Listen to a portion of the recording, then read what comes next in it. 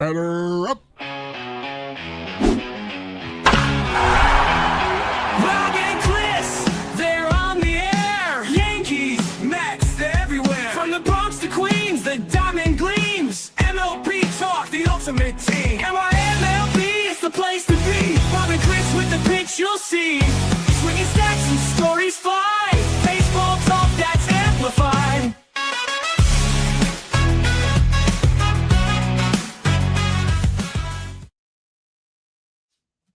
And welcome to a new episode of NYMLB Talk with your hosts Rob and Chris as we cover the Mets, Yankees, all of Major League Baseball. And if you're on YouTube right now, hit that sub button. We'd really appreciate it. It helps us out a lot. Also, if you want to follow us on TikTok or on X, we're at NYMLB Talk. Can't talk today. And Rob is at R. Maraska, and I'm at CP7NY. Rob, let's get it going. Chris, yeah, it's nice to have listen, we've had some great guests and I love it. I'll tell you, it's been great. And if you guys, before we start, haven't seen our last two shows, go check it out on YouTube with former Brave Randy Johnson and former Brewer Jim Rushford. Both of them great shows. I'll tell you, we got a lot of views from those shows, Chris. Yeah, I pretty amazing. Like Randy Johnson, I know maybe everybody was clicking over because they thought it was the big unit, but it was a Randy Johnson who did play baseball, but he's been a scout all this time, and he really gave it some really cool insight. And Jim Rushford, he was another guy, didn't play much in the majors, but he had a long journey in the game of baseball, and he gave us some really great stories as well. Yeah, he definitely did. And hi, Dan. Glad to see you out there. As always, we appreciate it. So, Chris, I liked your headline for the show today. Is Stanton done and will Ohtani become a Met? Well, let's start off with, is Stanton done? What do you think? Is he done? I don't know. It's looking that way. How many times can you injure a calf? Right? I mean, he's getting better on the one calf. He injures the other calf. I have never seen a guy in the shape that dude is in. I mean, that guy's in probably better shape than 99% of the people on this planet, let alone, in New York or whatever, right? And he just keeps getting hurt. I feel bad for him because he has the right mindset for New York, right? He's the guy that we wish a lot of the guys that the Mets have signed and the Yankees have signed or traded for, and we brought him here, and they just stink, right? Because, with the Yankees, they always say, oh, sometimes the pinstripes are heavy for some, and it's the truest thing. But, Stanton was the complete opposite. He came to play every day. It's killing us that seeing him injured, but he's got one more year left on his contract. Then he's got a team option year. So I wouldn't be shocked if this is it for his time in pinstripes. I mean, it'd be sad to see him go, but looking back at the trade, yeah, on paper, it looked great when it first happened, but I'm not going to kill Cashman because who knew this guy was going to break down as much as he has over his career with the Yankees. And hold up the DH spot for all these years and really affect how the team was built roster wise. It really kind of stopped the Yankees from going after, say, guys like Bryce Harper and Manny Machado and there's a whole list of names that we could go through, but it's amazing how one guy really affected the team building here. So I'm going to hate to see him go, but I think this is it. Yes, and hi, Maria. Thanks for being out there. But, Chris, my question is, can he open a bag of chips? Obviously not. Maybe he tried and he hurt himself doing it, but it's sad. Like, I'm laughing, but I also feel really horrible for the guy because I know, he wants to go out and play. He's not one of those guys that's just collecting a paycheck and wants to stay home. Like, this guy wants to come out and play. I'm sure I shouldn't say that. I think every major leaguer wants to go out and play, right? Wants to be that guy. And he knows how important he is to this team. Like during the 2024 run, like he was just as important as Judge and Soto was during that run. And yeah, he was. I know it's killing him right now. It has to be that he keeps getting hurt. But I mean, what are you going to do if your body is breaking down that much? There's nothing really you could do. So, Hey Armand, that picture of what Armand has up there always gets. yeah. How's it going? Dan wants to know, do you think Jones could take his place, Chris? Yeah, I definitely think that, and he could play the field pretty good, right? Spencer Jones could play center, left, right. So we're going to see how they incorporate Jones into the team when Judge comes back, because now it was announced today, not announced, but the word is getting around that Judge is returning September 10th for the Yankees. So if he comes back September 10th, the rosters are expanding September 1st. So Jones is not going to be sent down. I know a lot of people are like, oh, what happens? And maybe Jones is going to get sent down. I don't see that happening. But at least now, and Spencer Jones has hit so much better his third time up. Like you could tell he's maturing. He's coming into his own. I'm really looking forward to what he could do next season, because this year you could see like he's still going to strike out regardless. This guy's going to be a high strikeout guy, but he's going to walk a lot, and he's also going to hit some home runs, right? And he could play the field pretty well. Like he could handle all three outfield positions. So I'm looking forward to him, and he should be the guy, one of the outfielders next season, because I don't see Grisham coming back next season. One of them. Could you believe Grisham's going to be like one of the top hitting free agents? This offseason. That's how poor the batting is for free agency. So yeah, he's very streaky. Like right now, he's on a great streak. The last 2 weeks, he's hitting the ball really well. He's playing solid out there in center field. But there were times that he was just not hitting. I mean, the guy's average is 217 or whatever it is. So, but hopefully he stays hot this last month or so, because they're going to need it. They're going to need a big bat. Hopefully Judge is that guy when he comes back. If it is September 10th, hopefully he comes back close to what, we know what Judge could do, right? I don't think he's going to be 100% Aaron Judge when he returns. He may even be a DH when he returns, which is really going to, really confuse things a little bit. I've seen people saying they're going to move Garcia over to second because that's what he was before this season. But the reason why he was switched to first base was because he couldn't play second base too good. So, and he hasn't played it all season, right? So I would think if that's the plan, they're going to probably have Garcia play a little bit more at second in September. And there's Armin. Yankee out Bellinger, Jones, Judge with, I don't know. No, they traded for Ramos. Ramos is out here. And I think he's got a couple more years of control. I think Dominguez is going to get traded in the offseason. He might. Yeah, you're right. You got to include Ramos in that mix. All right, so let's go to the second part of your headline. Will Ohtani become a Met? He has that key man clause, opt out. If Mark Walter or president of baseball ops Andrew Friedman leave the organization, he could opt out of his contract. But listen, right now it's all coming down. And Armand says Ohtani is a Met. Yeah, it's all coming down to the Dodgers are a mess, right? See, this is what happens. The owner's involved in all this shady stuff. He has to sell his and he is he has the most shares, so he's the controlling owner. So he's got to get rid of his shares. He's got to sell. He's got money troubles. Who knows what else is going on? So who knows what's going to happen with the Dodgers as an organization? So is there a chance that Ohtani becomes a Met if he's going to do what he said he was going to do? If those guys are gone, he's going to opt out. Listen, anything's possible, right? Would he want to do the trifecta in California and become a Padre? I don't know if the Padres could afford him. But he's also getting older, Chris. So what do you think about this stuff if he does opt out of that contract? Oh, I definitely think there's going to be a chance that he opts out, right? Because if that guy sells his shares, because he's got that one guy, Walter's got to come up with like $20-something billion by the end of the year. So he might have to sell this team.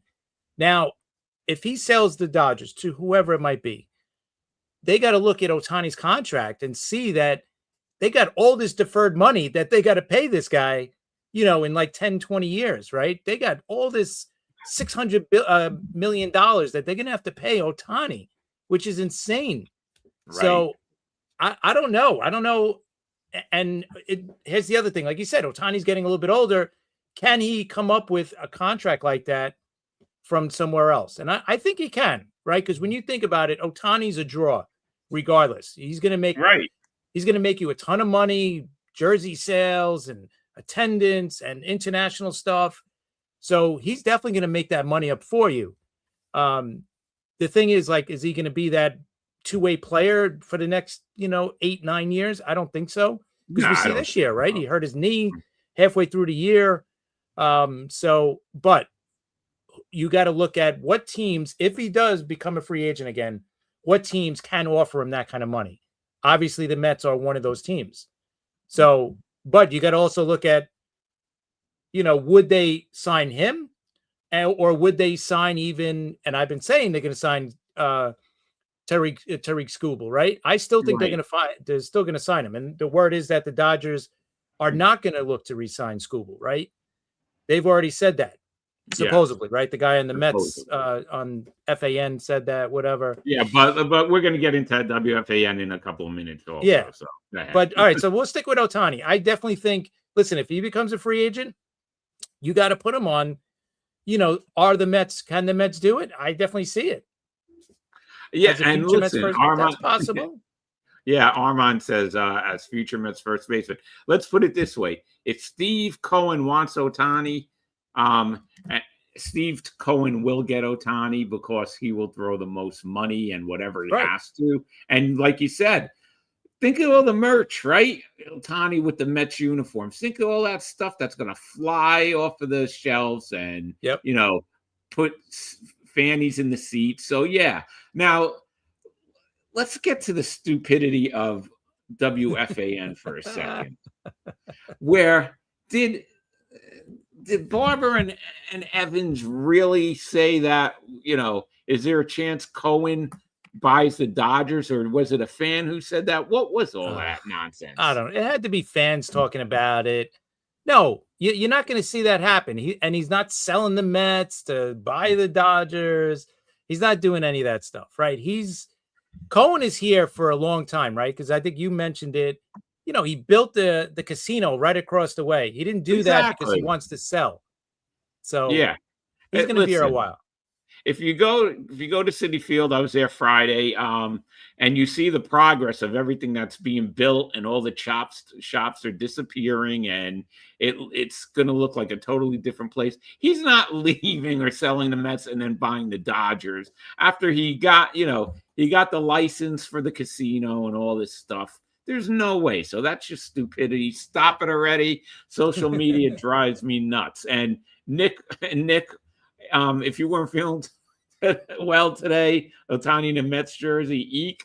Well, I think we'd see him in a Mets jersey before a Red Sox jersey. So that's just my feeling. Here's the connection. I don't know, like Nick probably knows this too. The connection that Ohtani has to the Red Sox or the Boston area is his sponsor, right? Or he does commercials for what company? New Balance, right? Oh, yes, the sneakers. Right. And where's the New Balance? Their main office, one of their big offices, is in Boston. So if you put 2 and 2 together that way, I don't know if that's gonna, like you said, I think he's either gonna be a Met. Let's say it this way: he's either gonna be a Met or he's gonna do the trifecta on the West Coast and either go to the Padres or the Giants, or maybe the Angels again, right? Because he loved. The word was he was going to re-sign with the Angels. Yeah, that's why they didn't trade him. He was just going to re-sign with the Angels, but then, of course, the Dodgers came in over the top everybody with their offer, and that's why he ended up with the Dodgers. Right, and Dan says, what will happen to Soto if Ohtani is a Met? Nothing. He'll come to the ballpark, play baseball, go home like he always does. That's all he wants to do. Soto, think about it. Will Soto opt out? Maybe Soto will opt out, which is fine. You're going to get his 5 best years, so it doesn't matter. Let's see. Per Bloomberg Business, Dodgers owner Mark Walter has had talks with firms, including Mets owner Steve Cohen's .72 to raise capital. Per Cohen's hedge fund, pass on any potential transaction. Okay. It was a There you quick go. and easy decision. There you go. John Henry will not spend big money on Ohtani. We agree on that one. And he stays West Coast. I agree, closer to home. Probably, Yeah. But it all depends though. Who's going to pay him? That's what the key is. And you got to Can the remember Padres? too, Wait, the Ohtani is such Padres? a big draw. Yeah, That's the thing. right. That's why Boston. And He's right. John Henry is not a big spender, but no, for Ohtani, listen, they were in on the bidding for him, right? So right. you never know. But remember, the Padres were just bought, and they have a lot of money. So, that could be, maybe he does a trifecta, like I said, and he becomes a Padre. But it's too soon for any of that to happen. We don't even know what's going to happen in the offseason with the work stoppage. We're also not given this option. What if, okay, a new owner comes in and nothing changes and he just stays there? He might just stay there, right? Because he's got to think too, like all these guys are not getting traded. They're not going to trade Freeman, Mookie Betts, right? All these guys, they're not trading those guys. He might just say, I'm going to stay here and, I'm going to run this out. And Padres, the dark horse and would be the Mariners. I was thinking that too, but you never know. And Nick says, what version of Ohtani are you getting at that point, though? That's what we said before. You're right. He'll be older. But while we have Nick here, why don't you put up the news? Let's talk about the news that we have that we were going to announce, Chris. Go ahead. Start us off. Yeah, listen, we're joining the Rounding Third Media Network, which is a joining forces of a lot of great baseball content, right? Right. Obviously started with Nick with his Rounding Third show that's on. You can check it out on everywhere, Facebook and YouTube and everywhere else. You also got Jason and Michael who do the 9521 Braves podcast. Jason also does the bullpen sessions. You also got Lorenzo doing big league takes. And Harrison is with Nick also with Rounding Third. You're also going to have the baseball history dork as well, writing columns on the website eventually down the road. So there's going to be a lot of stuff going on here. It's just like the tip of the iceberg right now. We're just getting it all together, but we are joining them and it's going to be great. We do our Wednesday show with Nick and Jason and Lorenzo. And we have such a great time Wednesday doing that, clearing the bases show on Wednesday night. So if you guys haven't checked it out yet, check it out. Wednesday night, 9:00. Get to meet the guys as well. Listen, we're just happy to be joining these guys for this great venture, and it's gonna be an awesome ride because we're all doing the same thing, right? We're all talking baseball, but we all come at it at different directions, I guess, if you want to say it. But we all meet in the middle with baseball. So I can't wait to really get started.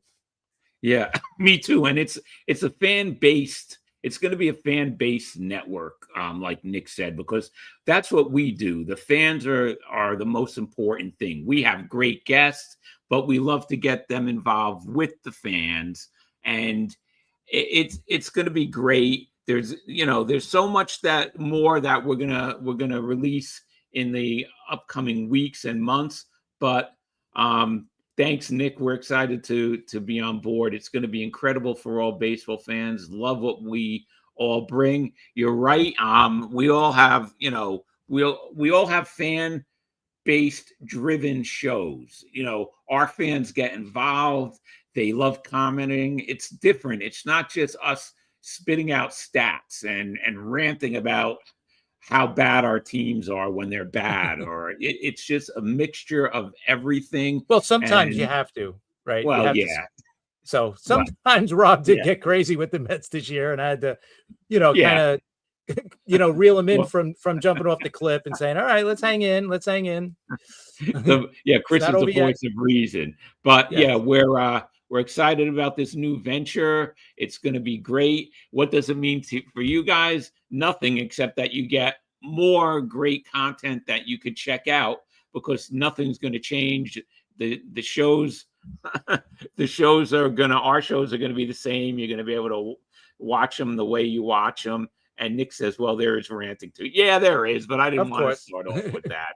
Of course. Get But off and my again, like you lawn. said, like nothing changes from the fans, from you guys. Like you guys are still going to check in wherever we are. We're not changing where we're going to be. We're just going a little. We're just expanding our reach, I guess, if you want to say it, right, by joining these guys. But we're still going to be the same show. Like nothing's changing about this show. We're still going to come on our Mondays. I know today's Tuesday, but we normally come on Mondays, and we do our Thursday. We might go to Friday. We might be changing that, but regardless, we're still going to do our shows. We're still going to be on YouTube and Facebook. So you're still going to find us in the same spots. It's just that we're joining these guys, and these guys put out great work. So we want you guys to check out the Rounding Third, the whole media network, and what they offer, right? Because it's not just our show that's going to be there. It's like I said, it's going to be the bullpen sessions, which we've both done already an episode each of that, and we're going to keep doing those, right? Those are going to be great. The 9521 Braves podcast, if you're into the Braves, Jason is great with Michael there. Big League Takes, Lorenzo, he's awesome. And of course, like the Rounding Third show with Harrison and Nick are amazing show. And I'm sure you guys have checked that out before I'm even mentioning it. That's a really popular show. That's one of the biggest shows on Facebook now. So if you haven't checked that one out, you're missing out on some great baseball show. Thanks, Stan. And yeah, you definitely.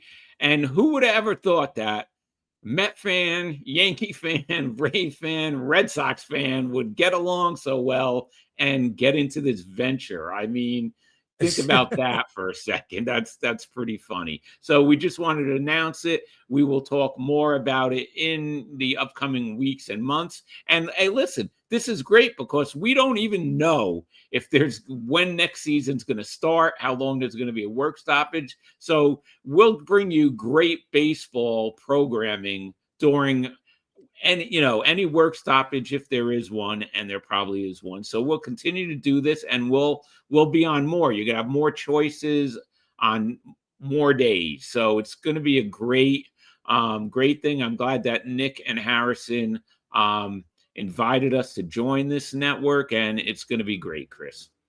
Yeah, every day of the week is going to be a different show.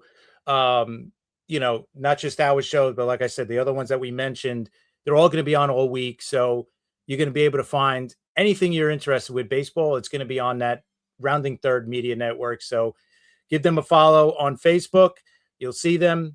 Follow us there, and you'll see all the shows on there. So all you have to do is follow Rounding Third Media Network. Obviously, still give us a follow on YouTube and stuff like that, but give them a follow, Rounding Third Media Network on Facebook, and you'll get all the updates, of our show and all the other shows I mentioned. And it's gonna be great. And the website's gonna be going up soon. That'll be even better to check out because there's gonna be articles up there as well. It's gonna be a great community for baseball fans to just kind of come together and and talk baseball. So I'm looking forward to it. Yeah, me too. So, we'll keep you guys updated in the future, but that's what's going on. And that's our big news for today. Anyway, getting back, Armin wants to know which head case or headache would you trade in the offseason for Ketel Marte or Framber Valdez? If I'm trading, listen, I'll be honest. I'll say it this way. Like Marte is a great player. Right. So that's the only one I would think about taking a shot at. Valdez hasn't looked good this year. He's looked okay, but he's nowhere near what he used to be. So you're not getting that player anymore. And if you want to reach out and to trade for that guy, you better take back Simeon, right? Get rid of that contract off you guys' books. So, but if you have to, I think I would trade for Marte just because the guy is so good. I mean, the guy is a great player. You put him at second there with Lindor at short. Yeah. Now you got something, right? And you signed, like I said, you're going to sign Skubal this offseason. So you got a pretty good team next year. Yeah. So anyway, getting back to this year and the last series, we'll start quick with the Mets. The Mets lose 2 out of 3 from the White Sox. They could have swept that series. They lose 2 games in the last inning. So Senga blows his first save on Sunday. They wasted Young's pinch hit to drive in Benj to tie it. The Mets blew that one in the bottom of the ninth. They could have swept the series. So the kids are looking good. Benj is looking really good. I mean, the defense out there, talk about, wanting good defense. They got it now from the kids out there. Okay. So even though, Right. Nimmo made a great catch the other day to rob a home run, and he's been playing decently in Texas. And I don't know, Senga as a closer, he blew it on Sunday, and I just think you're probably going to get most of it. He doesn't look comfortable out there. And Armand, yes, do not run on Benj. Do not. Yeah, and Nick, yes. Well, Senga's another guy. If you're going to trade for one of these guys, that's another contract you'd have to take on, to get rid of. Oh, yeah, real quick. Yeah, we know, Nick, you were very high on Marte, but he is a headache with that, and the gambling too. That could be a big problem, as we've seen in baseball before. Class A, right? Look at that guy. Why would he do that? He ruined his career. We've talked about that many times. What are you thinking? Top closer, one of the top closers in baseball, and now where is he? Stupid mistake. Yeah. He has made the Rookie of the Year a 3-player race, and he's in on it. Let's see what happens the last. And you know what? You got to add McClain to that Rookie of the Year race. He's right up there, right? He's among the leaders with pitching. So I think he's going to be. For me, McClain's going to be at least top 5. He may not make it to the top 3 because everybody's getting excited about JJ Weatherholt, who had he started off great, but he's cooled down tremendously. I think, to be honest, for me, I think Benj has passed him up for second, and I would start talking about Sal Stewart 1, Benj number 2, and then McClain either 3rd or 4th with JJ. But I think JJ is going to get a lot more votes just because, he came in a little more highly touted early in the season, and he started from day one. So, me too. And I just wanted to mention something else. Jan the other night, all right. He gives up 2-run home run to Rogers for the walk-off, right? But before that, he made a premature jump, which is that jumping and craziness on the mound is going to get old pretty fast with the other players, all right? Yeah. Dude, you just got here. You got to. I mean, it's fun to watch the first couple of times, but when what is that, the second or third time now that he prematurely jumped and the call went against him. All right. You got to chill out because you're lucky that pitchers don't get up anymore in the National League because they'd be throwing at you. That is just crazy. Just go out there and get the outs. You gave up, a walk-off after jumping with excitement. So, that's all I got to say about the Mets weekend. Enjoy watching the kids. That's all we got. They could be spoilers. Milwaukee's coming up this week, and you got that picture, that cartoon. Yeah, listen, before I do that, you got Jan, or that picture. The team has to talk to him and say, listen, don't do it. If you want to do it, that you ended the inning with a strikeout or something, fine, do it then. But no, not after every single strikeout. I think that's, like you said, that gets old like that. It's already old, I'm sure. So he did say he's not going to do it. Okay. Yeah. You got to chill out for a while, Armand, because it's just gonna, it's going to be crazy. And then we got Milwaukee, and look, Puppet Bill is the best. He's hitting a home run off of Miz. He's probably one of the only ones who's going to hit a home run off of Miz, right? But probably, every series we have a cartoon of Puppet Bill, and the Mets are playing Milwaukee, so maybe they could start playing spoiler now. Let's see what happens. But and I think Miz starts Thursday, right? Yeah, so that'll be a good game. Anyway, so let's get into the Yankees and their weekend in New York against the Blue Jays, where they take 2 out of 3. Chris, how did you feel about this weekend? Oh, I felt great. Taking 2 out of 3 against Toronto is a big step. And, going back to before the season started, I said, they got to get better against their own division, right? And Right. you could say so far they have, except for Tampa, they've done really well against their division. I think I know it's only in 13 games, they've won 7. So they're 7-6 against Toronto. But you know what? That's a big improvement. If they were that last year, we would be the division champs, and Toronto would have had to play Boston in that first round, that first wild card round. And who knows what would happen in the next round, with the Yankees waiting for that team to meet, so, but yeah, I'll take 2 out of 3 every series. I'll take a 2 out of 3 anytime. So it was good to see that. I tell you what Blackburn has turned into this year in the bullpen. Right. I can't believe it. You can't. I mean, you've seen him enough. I've seen him enough. I still can't believe it. And he's probably our second best relief pitcher on the team next to Bednar, which I would never have said, but never thought of saying that. No. But it's amazing what has happened. But yeah, taking 2 out of 3. Now we got Houston coming up for 3, and then we got the Red Sox coming for a big 4-game series. So that's going to be big for both teams, right?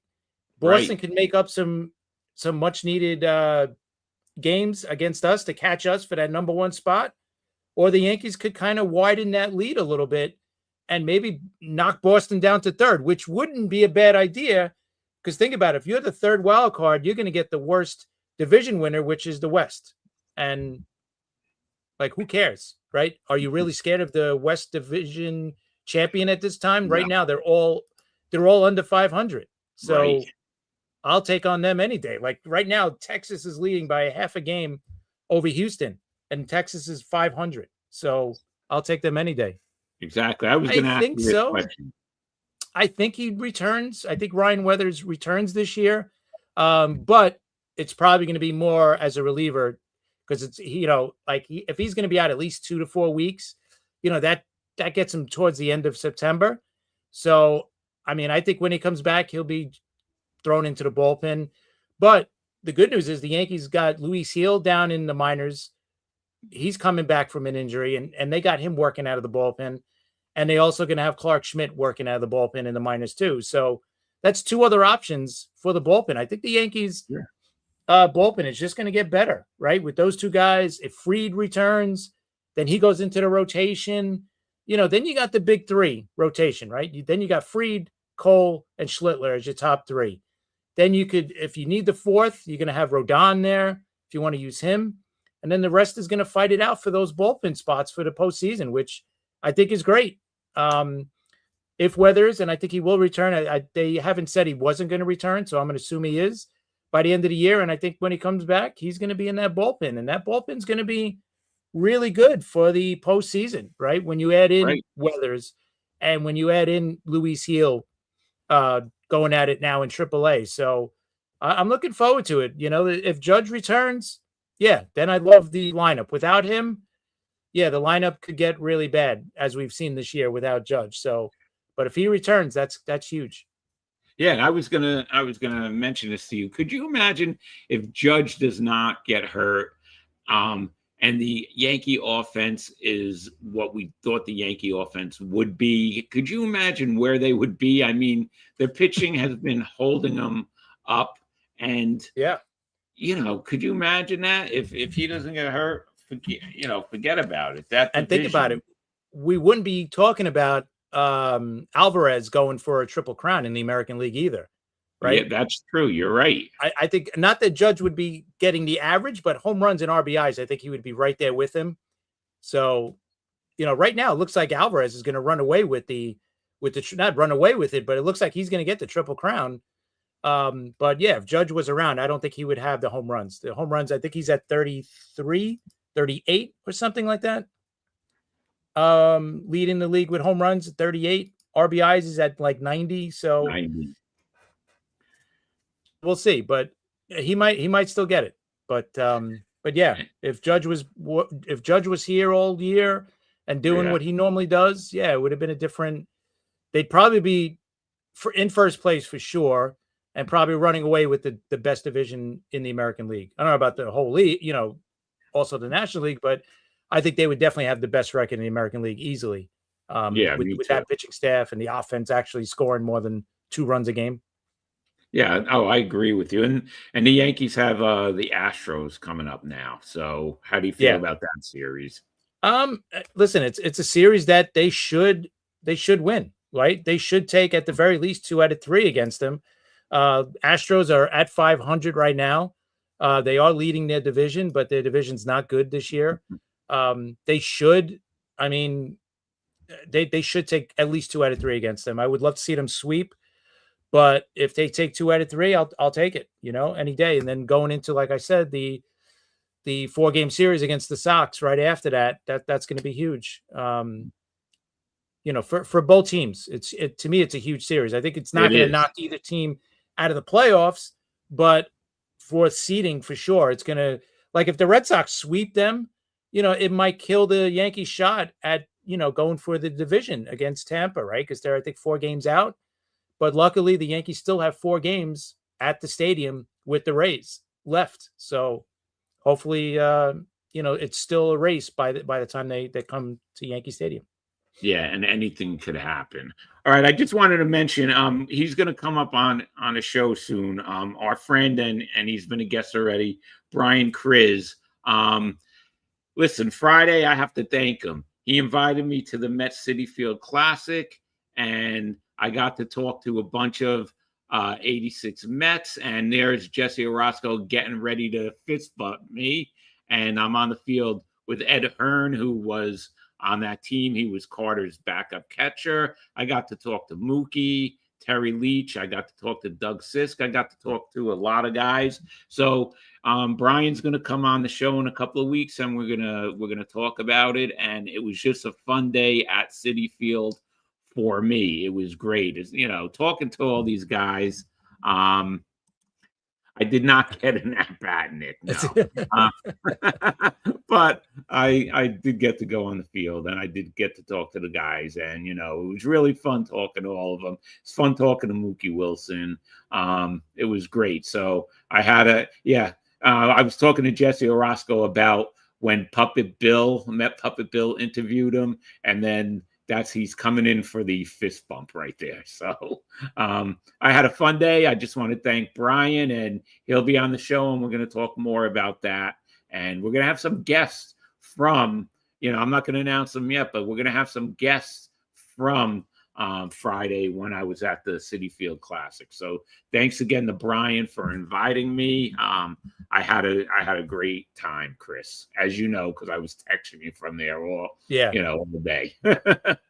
Yeah, no, that looked like, for a Mets fan, that looked as good as you're going to get it right there for a day there at the stadium, I know when you're going to be able to, be right next to Mookie Wilson and talk to him. It's just, I had so much fun. It was great. So anyway, well, we're going to have a show. Nick says he would be geeking out the entire time. Well, I tried to be very cool about it, but it was great. And, just talking to the guys, being right next to him, it was great. So thanks again, Brian. You're going to be on the show in a couple of weeks, and we'll get into it again, because do you know that Brian's last appearance, which was about fantasy camps, was one of our most watched shows, Chris? Yeah, pretty crazy. I mean, it just got topped recently by the Randy Johnson one that we had on, with Randy Johnson. Which is pretty amazing too. I mean, his took off. If you guys haven't seen it yet, check it out. It's on YouTube. Randy actually, posted it on his Facebook group as well. And I think that's why it got so many. But it was a great interview with a guy who's got so much experience in baseball, right? Either as a player and then as a scout. I mean, his story about Ichiro, pretty cool. If you could check that out too. Pretty amazing. Pretty cool stuff. And his story about getting the big unit, Randy Johnson's fan mail, that's another That's another Yeah. good story too. See, I love having these guys because they do have the best stories. You know, they come on, they tell us the stories. Yesterday with Jim Rushford, right? They open up to you. That was another great show, and we're getting a lot of views on that show too. Yep. It's just the former players come on and they tell us stuff we would never hear. You'd never hear this stuff. No. So it gives them a chance to tell some of their stories, and it gives us a chance to just, talk to these guys who got to play in the majors, and it's just great. So you could check out. We have now, the list is growing of players that we've had on, Chris. So they could go to our YouTube and just check out all the shows and interviews we've done with former players. Definitely. Yeah, we're starting to build up a nice library of former players, manager, right? Best-selling authors as well, magicians. We got it all. So definitely check it out on our YouTube page. It's all there. Just kind of check it out. Yeah, it is. All right. Now, what is going on in Chicago? What's going on this weekend a White Sox fan during the Mets White Sox game leaped down 2 rows to stomp on another spectator. And it was a wild brawl that if you saw the video of it, the past couple of weeks, people have been going crazy, beating on each other at the games. What's going on? Is it too much alcohol? I don't know. Are they doing it to get on social media? But Chris, I mean, there's always been fights, but it just looks like now it's turning to wild brawls in the stands. Yeah, I don't know what it is, man. It's crazy. People are losing their minds right now. And we're just talking, and it's just a baseball game. Like, I don't care, if you're the fan of the opposite, the opposing team, like, who cares? Like, it's just a game. It's not even a playoff game yet or a World Series game. It's just a game. That's it. It's just a game. Like, why are we arguing here over something that is just a game? I take baseball to heart as much as anybody else does, but I'll never fight over it. I'm like, what is in someone's head, especially to jump from one row to the next in the upper deck. I mean, it's kind of steep, one little false step and you might go, off of it. So I don't get it. Nah, it's crazy. I mean, why can't we just all get along? Listen, like I said, if a Yankee fan, a Met fan, a Red Sox fan, and a Brave fan could come together in a network, people could watch a game with opposing favorites. Alcohol's probably got a lot to do with it. It always has. I mean, I've seen it used to be bad when the Mets first started playing the Yankees in the Subway Series. I mean, there used to be a ton of drunk people fighting in the stands, but for the most part, it's different because you have families, right, Chris? Half of you are Met fans, half of you Yankee fans. Your brother might be a Met fan and you're a Yankee fan. Your wife is a Yankee fan. You're a Met fan. So for the most part, you got to get along, but it's just been out of control. It's getting to be, it's really crazy because the fights are getting more vicious. If you looked at it, they're like really beating each other up. And then there was one where some guy was beating a female fan up. I mean, it's just out of control, guys. Yeah, Chill it's out awful. already. So what? I mean, who It's a cares? game. Yeah. Maybe they need better security. I don't know. Is there less security at games? Maybe they cut back on security, but it just doesn't. I don't know. It just doesn't make sense to me. You're always going to have the drunken fights, right? That you're always going to have, regardless, right? Even if they stop selling beer after the 6th or 7th inning, right? You're still going to get, the drunken fights. I get it, but I mean, come on. It's just it's not good. Someone's going to get really hurt up there, Yeah, so people got to just chill out. So, Chris, Cal Riley finally found his power with a 3 home run game last night against the Phillies.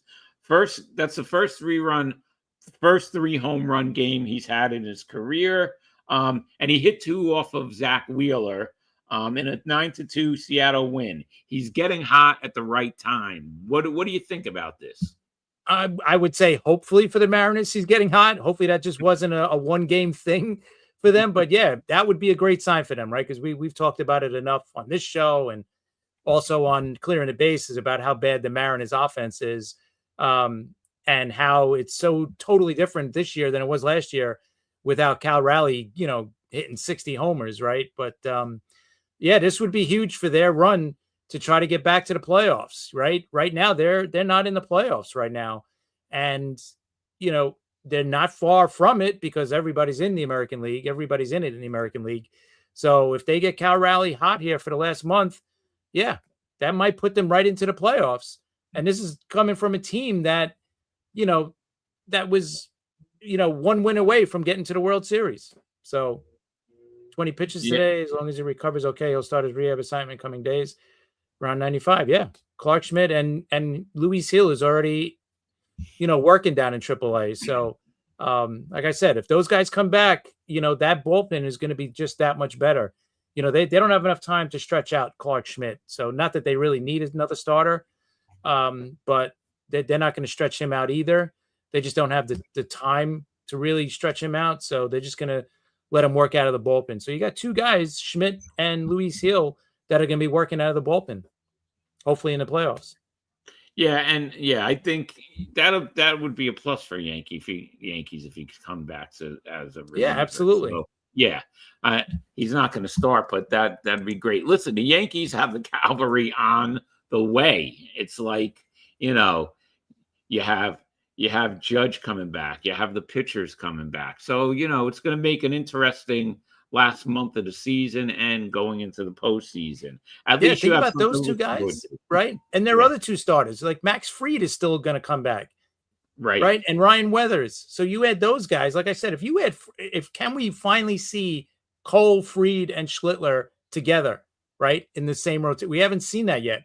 I want to see those three guys pitch.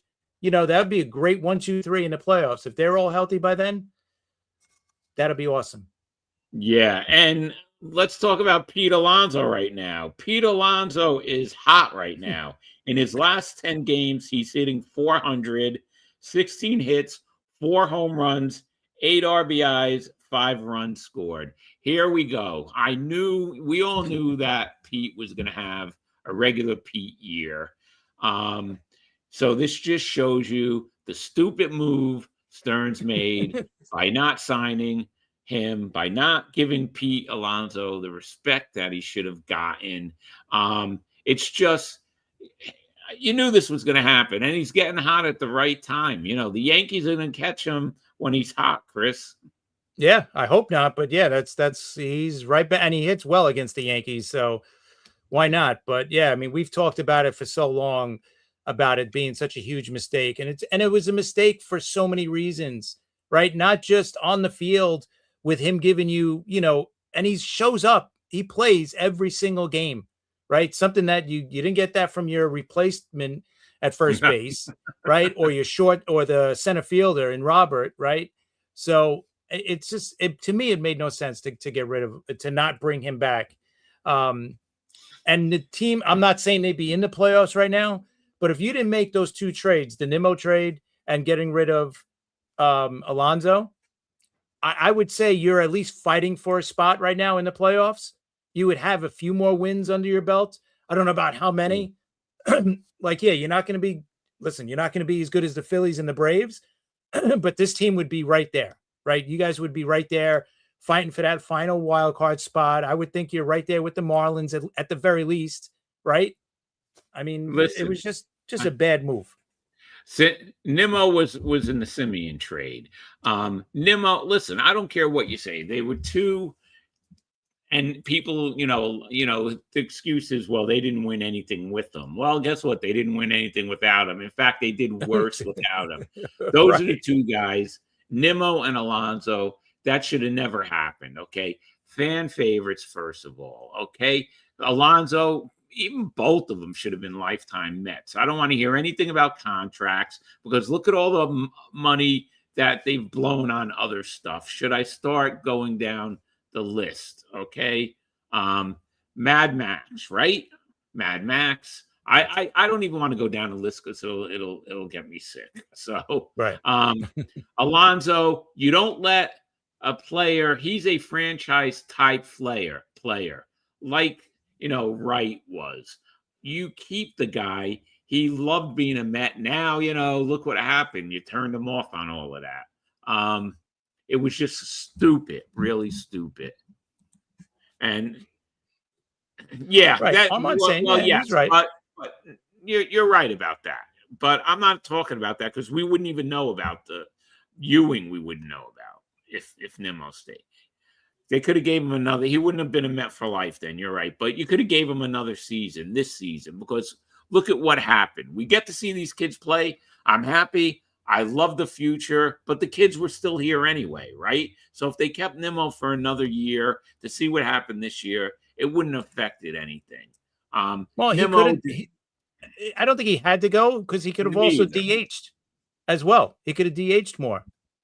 But what I'm saying is the kids would have came up. So I'm thinking Nimmo should, they should have gave him one more year. Let's see what happened. Yeah. Nimmo and Alonso. And it was bad to take on another bad contract. Yeah, and that's what I'm saying too, Armand. I mean, Simeon's contract, and look what happened. Diaz, we lucked out with Diaz, okay? Because look, dodged the bullet. dodged a big time bullet there. He went back to the Diaz of 2019 that we've talked to Mickey Callaway about a ton of times. that Met team would have made the postseason if Diaz was Diaz that year. Because look at that pitching staff they had. But you can't go back in the past. What's done is done. What it is. I love these kids. I love Benj. I love Ewing. Yes, they're the future. But I think they could have given Nimmo at least one more year. They could have gave him this year. Alonso, they should have just signed Alonso because, why? His defense has been decent, right? Yeah. It's gotten better. So you can't use that as an excuse, especially with what you put at first base, someone who only played one inning and now he's hurt, he's done, that's it. So, and I get it, like everybody says, that contract's not going to look good at the end. Listen, Soto's is not going to look good too either at the end. You think those last 2 or 3 years are going to be, we love this guy. Those last 3 years, you're going to be like, oh, this guy is horrible, right? He's going to have the DH spot locked up. He ain't going nowhere, right? So I have no problem with them signing, Alonso to a 5-year deal the Orioles signed him to. While not all on Pete, the O's are in the same position as the Mets and not going to make the playoffs. But at least they're fighting for it. Right. They're in the playoff run, right? They're like 2 games out. They have a shot. And you can't really compare the two teams either. Totally different, right? The Orioles aren't spending $300 million on payroll either. So you can't really, compare the two teams. But at least, right. See, Dan brought up a good point there. If Alonso's here, maybe you don't see Young, produce as much as he does. Maybe he'd play a little bit, but not as much, but now you see, like, you got a decent first baseman, maybe bring in a guy who hits from the right-handed side too, to pair with Young. And then you got yourself a, first baseman. Well, Dan loves Young, by the way, and Dan's the biggest Yankee fan there is, but he loves Young. Young, I like Young, yes, but I'm just trying to make a point where they could have gave these guys, a little more time, see what happens, because this year it's been a disaster. And Armand, you said it yourself. You're not even watching the games. You're checking it out on what's going on, clips and stuff, because. Who could sit through? Now the kids are exciting, yes, but that period of time from like April until just at the trade deadline, where now the Mets are doing all right, they were unwatchable. I had to sit through all of that, all those games. It made me feel like I was back in 1980, 81 again, Chris. Yeah, and like I said, I think with Alonso. At least just Alonso. Let's say you still made the Nimmo trade and you got Simeon. Okay. Ugh. But even with the Alonso, you would have at least 3 or 4 more wins here. At least. I'm going to say more, but I mean, you put him at first base because you got to remember, they didn't bring up Young right away, right? Like for a while, you had like a month or so of Polanco batting, like 170 or something. So it's at least to have Alonso there consistently every single game from the beginning. I think you're looking at least a team fighting for that last wild card spot. Now it's like it's going to take a miracle for them to get into the playoffs. Yeah, and Armand says he's mostly following on X and Twitter. And Armand, we want you to be part of our postseason coverage, right, Chris, this year? Sure. Because he comes up with the great stats and stuff. Yeah. So, and yeah, Sal, that's my cousin Sal. He likes Young. I do too. He's pretty good. We got to see him play because of everything that happened with this team. But like I said, they would have had some more wins if Alonso was on the team. And Dan, Pete would be great for Young. Absolutely. To show him the ropes, to kind of, he would be that leader that we talk about, how the Mets are lacking in that, in that way, they don't have that leadership on this team. And, Alonso would have been that guy, right? He would have been that guy that stands up to the media and, okay, he'll answer all the questions. Like, he's the guy. He would be like the spokesman of that team. And if they're playing bad, they know they would go to Alonso and he would say, yeah, we're not playing well, and all this kind of stuff. Like, so, and you wouldn't have, I think, as much drama as we keep hearing all the time with, and I think it's stupid, the Lindor Soto stuff. It's just like, no, to me, there's no drama, but we keep hearing about it. I think Alonso, if he was there, you wouldn't hear it as much. Yeah, I agree with you. But, what are you going to do? It happened. Let's see what they do this offseason. Let's see if we play baseball this offseason. When I was at Citi Field on Friday for the Citi Field Classic, I asked some of the 86 Mets what they thought about the upcoming work stoppage. I'm not going to get into that now. When we have Brian on the show, I'll talk about that. But they had their opinions on the possible work stoppage too. So, once again, I just want to thank Brian because it was so much fun talking to Mookie Wilson. That was great. So yeah, that had to be cool. That'll be on an upcoming show.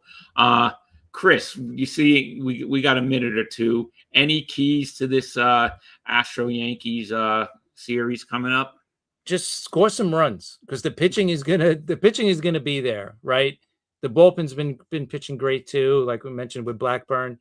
Just score some runs. That's it. That's all you got to do. I don't think the Astros are gonna outslug the Yankees or anything like that.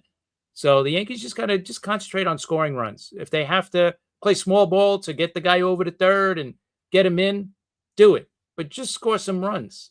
You got Bellinger back. The offense should be better. So hopefully they'll be scoring some runs now for the rest of the year. And then, like I said, in a few weeks, we'll hopefully get Judge back. If he's coming back September 8th, 10th, whatever, that'd be awesome. But that's with me. Like the pitching is going to be fine. Just score some runs. Figure it out. Ben Rice has to heat up the rest of the way, right? He's been in a bad slump since the All-Star break. And, he's starting to break out of it. The last few games, it looks like so hopefully we'll see. Yeah, well, I'm looking forward to that series. Let's see what happens. And Thursday night, you got the Miz pitching, right? Yes. Who's pitches for the Mets that day? Do you know? Like, is it McClain against the Miz? That would be great. That'd be a good match. Yeah, that would be. Let me check because I've been so busy with the show and the guests that I don't even know who's pitching against the Miz. Let's see. We got upcoming games. So it's Miz. No, Manaea. Sean Manaea is pitching. Oh, all right. But he's been pitching. He's been pitching better. So let's see. Let's see what happens. Anyway, well, that hour went fast. Chris finally got to talk baseball with you again. Yes. Yeah. Not to with go all the guests. It's been a while. But tomorrow night, clearing the bases at 9 p.m. That's always a lot of fun with the guys and our new network. I'm telling you, Rounding Third Media Network. Like we said in the middle of the show, we joined their network, so it's going to be great. We're looking forward to it, and once again, I just want to thank Nick and Harrison for coming up with this and inviting us. It's going to be great. working with all these guys, and we're going to have a huge network for the fans. And Thursday night, the return of at 9 p.m., the return of former World Series champion with the Royals, Greg Pryor, and author Marshall Garvey will be on to talk about their pretty cool article that they wrote. And I'm just looking forward to talking to them on Thursday. And real quick, do you think Judge comes back? Will it hurt his swing? Chris, real fast, what do you think? I don't think he's going to come back and it's going to bother him. I think when he comes back, he's going to be fine. You know, my biggest question with Judge is going to be, will he have to DH, right? Because we've been hearing, oh, he shouldn't be diving anymore. So are they going to keep him at a right field more? And if they do, if he has to DH, then does Rice play first base? Garcia play first base? Does Garcia play second? I think that's going to kind of, change things for the Yankees if he has to DH. Let's hope he doesn't. If he has to play right, that's great. That's perfect. This way, nothing really changes. But if he has to come back and DH, that's going to change the lineup a little bit for sure. Definitely. Well, thanks, everybody. We will see you tomorrow night, 9 p.m. on Clearing the Bases, and Thursday night with our guests. So have a good Tuesday evening. Chris, I'll catch you later.